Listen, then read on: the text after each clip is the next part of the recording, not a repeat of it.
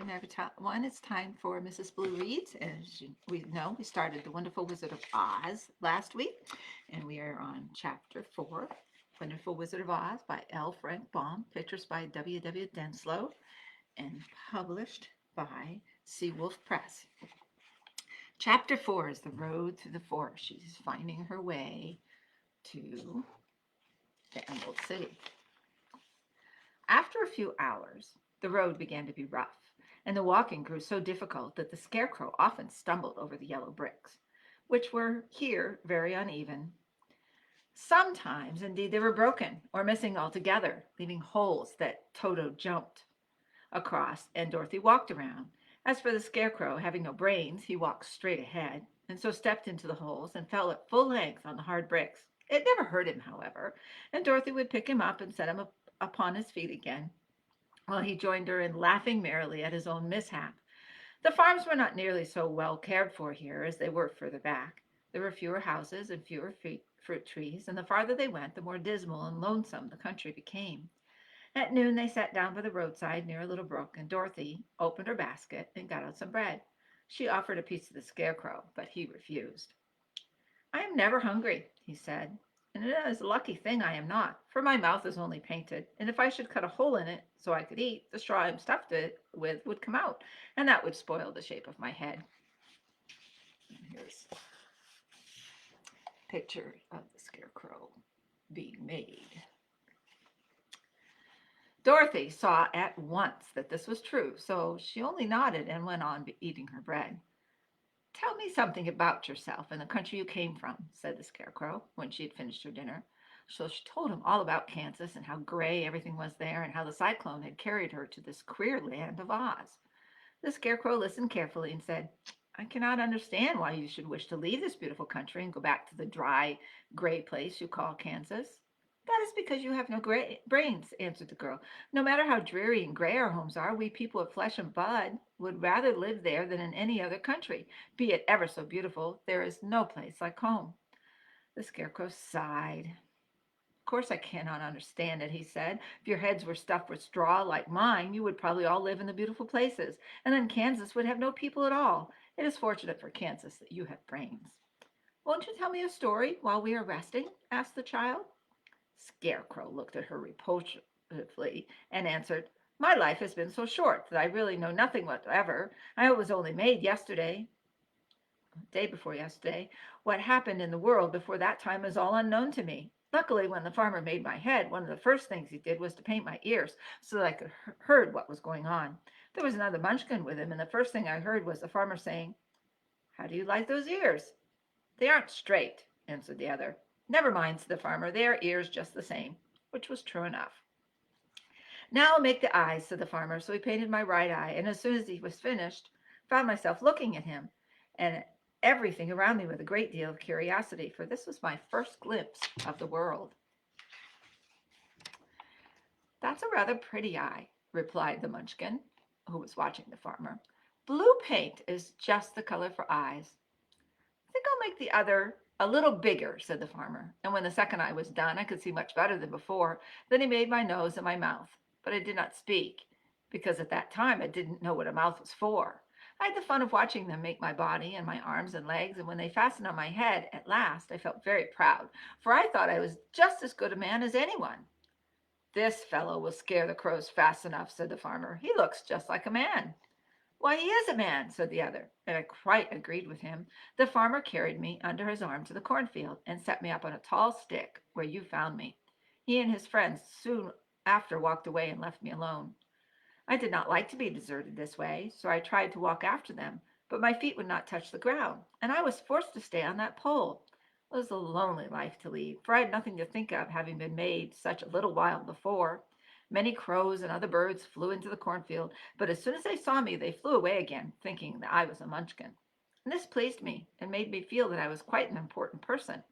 By and by, an old crow flew near me, and after looking at me carefully, he perched upon my shoulder and said, "I wonder if that farmer thought to fool me in this clumsy manner. Any crow of sense could see that you're only stuffed with straw." Then he hopped down at my feet and ate all the corn he wanted. The other birds, seeing he was not harmed by me, came to eat the corn too, so in a short time there was a great flock of them about me. I felt sad at this, for it showed I was not such a good scarecrow after all. But the old crow comforted me, saying, if you only had brains in your head, you would be as good as a man as any of them, and a better man than some of them. Brains are the only things worth having in this world, no matter whether one is a crow or a man. And there he is telling Dorothy the story. After the crows had gone, I thought this over and decided I would try hard to get some brains. By good luck, you came along and pulled me off the stake, and from what you say, I am sure the great Oz will give me brains as soon as we get to the Emerald City. I hope so, said Dorothy earnestly, since you seem anxious to have them. Oh, yes, I am anxious, returned the Scarecrow. It is such an uncomfortable feeling to know one is a fool. Well, said the girl, let us go. And she handed the basket to the Scarecrow. There were no fences at all by the roadside now, and the land was rough and untilled. Toward evening, they came to a great forest where the trees grew so big and close together that their branches met over the road of yellow brick. It was almost dark under the trees, for the branches shut out the daylight, and the travelers did not stop and went on into the forest. If this road goes in, it must come out, said the Scarecrow. And as the Emerald City is at the other end of the road, we must go wherever it leads us. Anyone would know that, said Dorothy. Certainly. That is why I know it, retorted the Scarecrow. If it required brains to figure it out, I should never have said it. And there he is, all the crows on the bottom. After an hour or so, the light faded away, and they found themselves stumbling along in the darkness. Dorothy could not see at all, but Toto could, for some dogs see very well in the dark, and the Scarecrow declared he could see as well as by day. So she took hold of his arm and managed to get along fairly well. You see any house or any place where we can pass the night, she said. You must tell me, for it is very uncomfortable walking in the dark. Soon after, the Scarecrow stopped. I see a little cottage at the right of us, he said, built of logs and branches. Shall we go there? Yes, indeed, answered the child. I am all tired out. So the Scarecrow led her through the trees until they reached the cottage, and Dorothy entered and found a bed of dried leaves in one corner. She lay down at once, and with Toto beside her, soon fell into a sound sleep. The Scarecrow, who never tired, stood up in another corner and waited patiently until morning came. And there's a little picture of the house, cabin. Chapter 5, The Rescue of the Tin Woodman. There he is. When Dorothy awoke through the trees, no, excuse me. When Dorothy awoke, the sun was shining through the trees, and Toto had long been out chasing birds around him and squirrels. She sat up and looked around her. There was the Scarecrow, still standing patiently in his corner, waiting for her. We must go and search for water, she said to him. Why do you want water? He asked. To wash my face clean after the dust of the road, and to drink so the dry bread will not stick in my throat. Must be inconvenient to be made of flesh, said the Scarecrow thoughtfully, for you must sleep and eat and drink. However, you have brains, and it is worth a lot of bother to be able to think properly. They left the cottage and walked through the trees until they found a little spring of clear water, where Dorothy drank and bathed and ate her breakfast. She saw there was not much bread left in the basket, and the girl was thankful the Scarecrow did not have to eat anything, for there was scarcely enough for herself and Toto for the day. When she had finished her meal and was about to go back to the road of yellow brick, she was startled to hear a deep groan nearby. There's Toto and the Tin Woodman.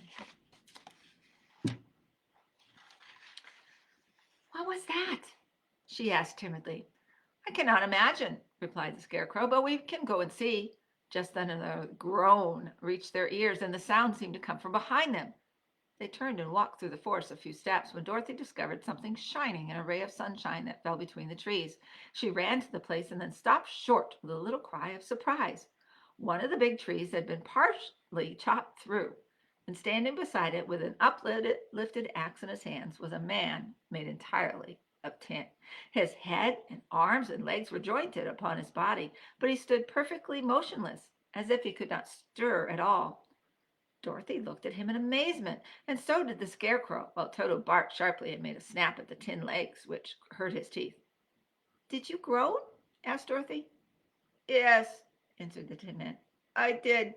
I've been groaning for more than a year, and no one has ever heard me before or come to help me. What can I do for you? She inquired softly, for she was moved by the sad voice in which the man spoke. There he is, stuck in his position. Get an oil can and get an oil can and oil my drinks, he answered. They are rusted so badly I cannot move them at all. If I'm well oiled, I shall be all right again. You will find an oil can on a shelf in my cottage. Dorothy at once ran back to the cottage and found the oil can, and then she returned and asked anxiously, Where are your joints? Oil my neck first, replied the Tin Woodman. So she oiled it, and as it was quite badly rusted, the Scarecrow took hold of the tin head and moved it gently from side to side until it worked freely, and then the man could turn it himself. Now oil the joints in my arms, he said. And Dorothy oiled them, and the Scarecrow bent them carefully until they were quite free from rust and as good as new. The Tin Woodman gave a sigh of satisfaction and lowered his axe, which he leaned against the tree. This is a great comfort, he said. I've been holding that axe in the air ever since I rested, and I'm glad to be able to put it down at last. Now, if you will oil the joints of my legs, I shall be all right once more. So they oiled his legs until he could move them freely, and he thanked them again and again for his release, for he seemed a very polite creature and very grateful. I might have stood there always if you had not come along, he said, so you have certainly saved my life. How did you happen to be here? We are on our way to the Emerald City to see the great Oz, she answered, and we stopped at your cottage to pass the night. Why do you wish to see the Oz? He asked. I want him to send me back to Kansas, and the Scarecrow wants him to put a few brains into his head, she replied. The Tin Woodman appeared to think deeply for a moment. Then he said, Do you suppose Oz could give me a heart? Why, I guess so, Dorothy answered. It would be as easy as to give the Scarecrow brains. True, the Tin Woodman returned. So, if you will allow me to join your party, I will also go to the Emerald City and ask Oz to help me. Come along, said the Scarecrow heartily, and Dorothy added that she would be pleased to have his company. So the Tin Woodman shouldered his axe, and they all passed through the forest until they came to the road that was paved with yellow brick. The Tin Woodman had asked Dorothy to put the oil can in her basket. For, he said, if I should get caught in the rain and rust again, I will need the oil can badly. It was a good bit of luck to have their new comrade join the party, for soon after they had begun their journey again, they came to a place where the trees and branches grew so thick over the road that the travelers could not pass. But the Tin Woodman set to work with his axe and chopped so well that he soon cleared a passage for the entire party. There they are, all talking, the three of them. Dorothy was thinking so earnestly as they walked along that she did not notice when the Scarecrow stumbled into a hole and rolled over to the side of the road. Indeed, he was obliged to call to her to help him up again. Why didn't you walk around the hole? Asked the Tin Woodman. I don't know enough, replied the Scarecrow cheerfully. My head is stuffed with straw, you know, and that is why I'm going to Oz to ask him for some brains. Oh, I see, said the Tin Woodman. But after all, brains are not the best things in the world. Have you any? Inquired the Scarecrow. No, my head is quite empty, answered the Woodman. But once I had brains and a heart also. So having tried them both, I would much rather have a heart. And why is that? Asked the Scarecrow. I will tell you my story, and then you will know. So while they were walking through the forest, the Tin Woodman told the following story. I was born the son of a woodman who chopped down trees in the forest and sold the wood for a living. When I grew up, I too became a wood chopper, and after my father died, I took care of my old mother as long as she lived. Then I made up my mind that instead of living alone, I would marry, so that I might not become lonely. There was one of the Munchkin girls who was so beautiful that I soon grew to love her with all my heart. She, on her part, promised to marry me as soon as I could earn enough money to build a better house for her, so I set to work harder than ever. But the girl lived with an old woman who did not want her to marry anyone, for she was so lazy she wished the girl to remain with her and do the cooking and the housework. So the old woman went to the Wicked Witch of the East and promised her 2 sheep and a cow if she would prevent the marriage. Thereupon the Wicked Witch enchanted my axe, and when I was chopping away at my best one day, for I was anxious to get the new house and my wife as soon as possible, the axe slipped all at once and cut off my left leg. This at first seemed a great misfortune, for I knew a one-legged man could not do very well as a wood chopper, so I went to a tinsmith and had him make a new leg out of tin for me. The leg worked very well once I was used to it, but my action angered the Wicked Witch of the East, for she had promised the old woman that I should not marry the pretty Munchkin girl. When I began chopping again, my axe slipped and cut off my right leg. Once again I went to the tinsmith, and once again he made me a leg out of tin. After this, the enchanted axe cut off my arms, one after the other. But nothing daunted, I had them replaced with tin ones. The wicked witch then made the axe slip and cut off my head. And at first I thought that was the end of me, but the tinsmith happened to come along, and he made me a new head out of tin. I thought I had beaten the wicked witch then, and I worked harder than ever, but little I knew how cruel my enemy could be. She thought of a new way to kill my love for the beautiful Munchkin maiden, and made my axe slip again so that it cut right through my body, splitting me into two halves. Once more the tinsmith came to my help and made me a body of tin, fastening my tin arms and legs and head to it by means of joints so that I could move around as well as ever. But alas, I had no heart, so that I lost all my love for the Munchkin girl and did not care whether I married her or not. I suppose she is still living with the old woman, waiting for me to come after her. My body shone so brightly in the sun that I felt very proud of it, and it did not matter now if my axe slipped, for it could not cut me. There was only one danger, that my joints would rust, but I kept an oil can in my cottage and took care to oil myself whenever I needed it. However, there came a day when I forgot to do this, and being caught in a rainstorm, before I thought of the danger, my joints had rusted, and I was left to stand in the woods until you came to help me. It was a terrible thing to undergo, but during the year I stood there, I had time to think that the greatest loss I had known was the loss of my heart. While I was in love, I was the happiest man on earth, but no one can love who has not a heart, and so I'm resolved to ask Oz to give me one. If he does, I will go back to the Munchkin maiden and marry her. Both Dorothy and the Scarecrow had been greatly interested in the story of the Tin Woodman, and now they knew why he was so anxious to get a new heart. All the same, said the Scarecrow, I shall ask for brains instead of a heart, for a fool would not know what to do with a heart if he had one. I shall take the heart, returned the Tin Woodman, for brains do not make one happy, and happiness is the best thing in the world. Dorothy did not say anything, for she was puzzled to know which of her two friends was right, and she decided if she could only get back to Kansas and Aunt Em, it did not matter so much whether the woodman had no brains and the Scarecrow no heart, or each got what he wanted. What worried her most of all was that the bread was nearly gone, and another meal for herself and Toto would empty the basket.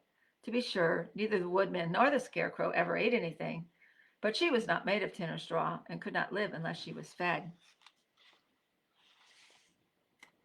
Chapter 6, The Cowardly Lion. Our last chapter for today.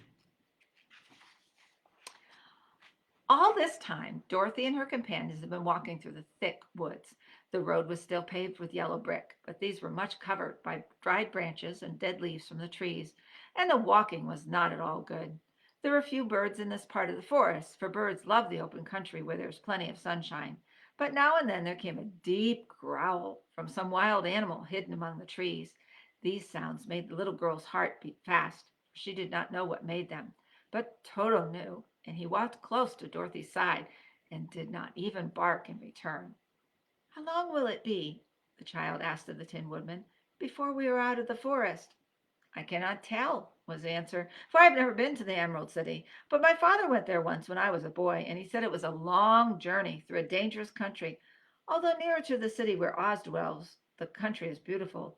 But I am not afraid, so long as I have my oil can, and nothing can hurt the Scarecrow, while you bear upon your forehead the mark of the Good Witch's kiss, and that will protect you from harm. But Toto, said the girl anxiously, what will protect him?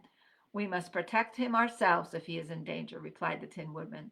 Just as he spoke, there came from the forest a terrible roar, and the next moment a great lion bounded into the road. With one blow of his paw, he sent the Scarecrow spinning over and over to the edge of the road, and then he struck at the Tin Woodman with his sharp claws. But to the lion's surprise, he could make no impression on the tin, although the woodman fell over in the road and lay still. Little Toto, now that he had an enemy to face, ran barking toward the lion, and the great beast had opened his mouth to bite the dog, when Dorothy, fearing Toto would be killed, and heedless of the danger, rushed forward and slapped the lion upon his nose as hard as she could, while she cried out, "Don't you dare to bite Toto! You ought to be ashamed yourself, a big beast like you, to bite a poor little dog!" "I didn't bite him," said the lion, as he rubbed his nose with his paw where Dorothy had hit it. "No, but you tried to," she retorted. "You are nothing but a big coward."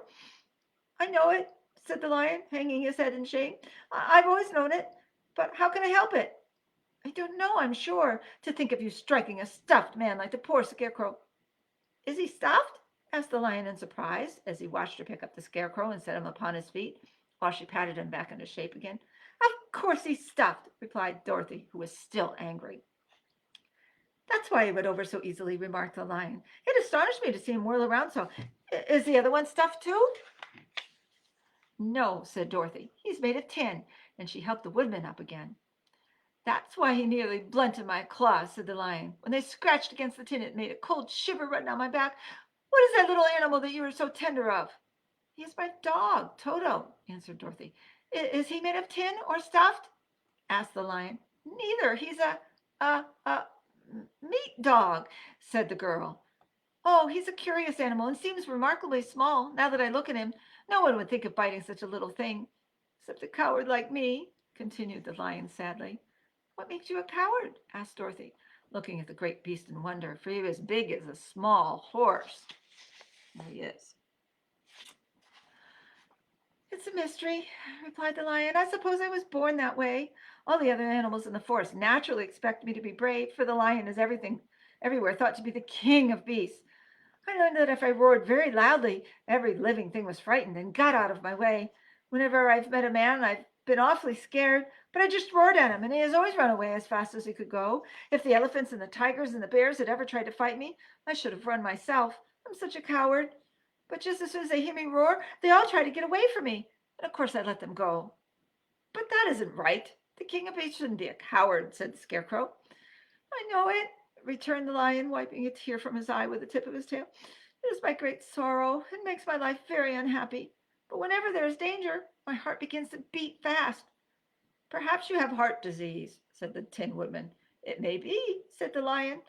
If you have, continued the Tin Woodman, then you ought to be glad, for it proves you have a heart. For my part, I have no heart, so I cannot have heart disease. Perhaps, said the lion thoughtfully, if I had no heart, I should not be a coward. Have you brains? Asked the scarecrow. I suppose so. I never looked to see, replied the lion.